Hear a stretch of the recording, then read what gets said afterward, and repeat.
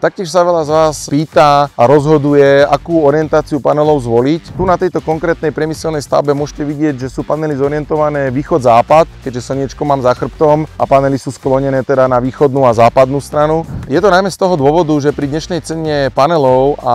cene elektriny nám vychádza ďaleko rozumnejšie využiť celú plochu strechy takýmto spôsobom, aby sme nainštalovali čo najväčšie množstvo panelov a teda získali aj čo najväčšiu produkciu, nakoľko konštrukcia sa sem musí uložiť tak či tak a keby sme panely zorientovali na juh, tak by si ich vzájomne tienili a museli by sme nechať dlhé rozostupy, pričom stále by sme museli použiť skoro všetky prvky konštrukcie, dokonca museli by sme dať aj zavetrovacie plechy zo zadnej strany, aby tie panely nepodfúkli, čo v prípade uloženia východ-západ nehrozí, lebo tá exponovaná strana je minimálna a dáva sa na to miesto záťaž. Takže z toho titulu sa dnes najčastejšie na rovné strechy robí montáž v pomere alebo v orientácii panelov východ a západ, aby sme dostali čo najväčší výkon za rovnakú alebo veľmi podobnú cenu konštrukcie a práce.